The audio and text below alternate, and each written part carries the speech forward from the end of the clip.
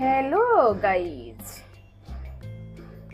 সিন্ধু করুণাময়ী kitchen blog থেকে তোমাদের অনেক অনেক ভালোবাসা এবং অভিনন্দন। যারা যেখান থেকে সিন্ধু করুণাময়ীর এই রেসিপিটা দেখছো, আশা করছি অনেক অনেক ভালো আছো। আর এই রেসিপিটা কিন্তু অনেক দুর্দান্ত হতে চলেছে। সব কিছুর সঙ্গে কিন্তু এই রেসিপিটা যায়। তোমরা একবার হলেও নিরামিষভাবে এই রাজমা সবজিটা করে দেখো। আনকমন একটা সবজি, যা খেতে ভীষণ ভীষণ মজা লাগে। আর কথা বাড়াবো না, এবার আমরা মূল পর্বে চলে যাব।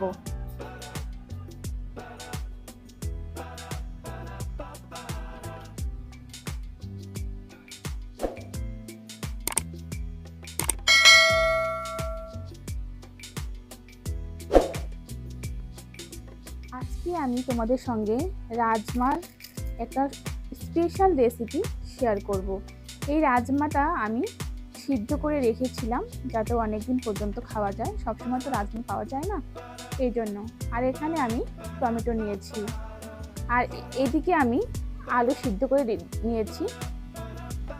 আর এই রেসিপি তৈরি করতে অবশ্যই সিদ্ধ আলুটা দরকার হবে। আমরা এবার আলুটা ছুলে তারপরে কেটে দেখাচ্ছি। দেখতে পাচ্ছ আলুগুলো কিন্তু আমি স্লাইস করে কেটে নিয়েছি।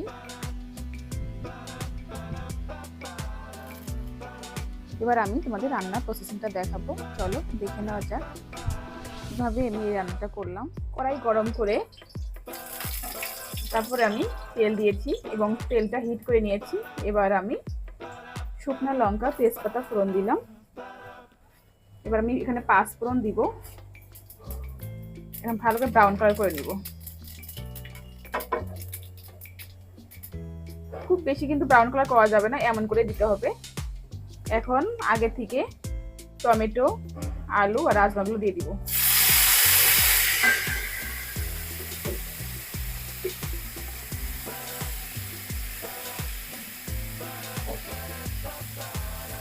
তোমরা হয়তো জেনে থাকবে, আমি মা ঠাকুমার কাছে শুনেছি রান্না করার সময় যদি আগুন উঠে যায় তাহলে নাকি রান্নার মজাটা বেশি হয়। তোমরা কি আমার সঙ্গে একমত? তোমরাও কি জানো এই সমস্ত কিছু? জানলে অবশ্যই কমেন্ট করো। এবার আমি পরিমাণ মতো হলুদ দিব, পরিমাণ মতো লবণ। এখন ভালো করে মিশিয়ে নিব।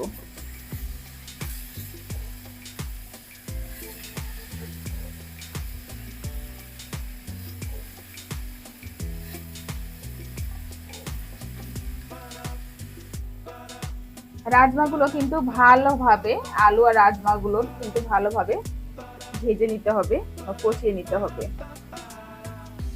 এটা কিন্তু ভীষণ ভীষণ মজাদার। আর রাজমা কিন্তু আমাদের শরীরের জন্য খুবই উপকারী। দেখো, সব রকমের সবজি আমার কিন্তু ভালো করে কষানো হয়েছে। দেখো কত সুন্দর কালার হয়েছে, দেখতে পাচ্ছ। রাজমা দিয়ে সেই সবজিটা রান্না করলে, বিশেষ করে আলু দিয়ে, টমেটো দিয়ে রান্না করলে রাজমা খুবই ভীষণ মজা হয়।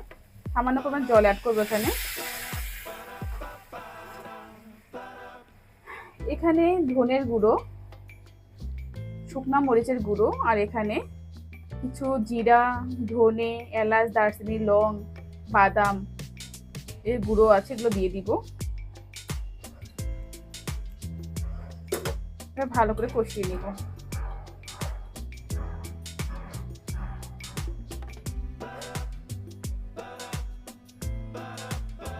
আমি তোমাদের খুব সহজভাবে বোঝানোর চেষ্টা করছি। যারা নতুন, একদমই রান্না করতে পারো না, তারাও কিন্তু খুব ইজিভাবে রান্নাটা করতে পারবে। দেখো বলক চলে এসেছে। এবার আমাদের সামান্য পরিমাণে হিং দিতে হবে, একদম সামান্য পরিমাণে। তারপরে ভালোভাবে মিশিয়ে দিতে হবে। এটা কিন্তু খুব একটা ঝোল হবে না, এটা মাখো মাখো হবে। এখানে আমি সামান্য পরিমাণে জল অ্যাড করেছি। তবে আগে থেকে কিন্তু রাজমাটা আমার সিদ্ধ করে রেখেছিলাম ফ্রিজে, তাই আলাদা করে রাজমাটা সিদ্ধ করার দরকার হয়নি। অলরেডি রাজমা সিদ্ধ, আলু সিদ্ধ। খুব বেশি সময় লাগবে না, খুব অল্প সময়ে কিন্তু এটা রান্না করা যায়।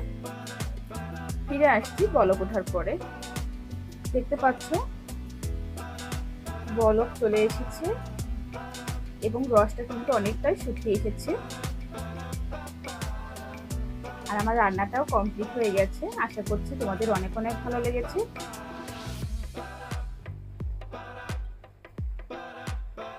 পোলাও, সাদা ভাত, রুটি, লুচি, পরোটা সব কিছুর সঙ্গে কিন্তু এই রেসিপি দারুণ ভালো লাগে। আজকে এই পর্যন্তই, আবার দেখা হবে নতুন রেসিপিতে। সবাই ভালো থাকো, সুস্থ থাকো, তোমাদের জন্য অনেক অনেক ভালোবাসা এবং শুভকামনা রইল। টাটা।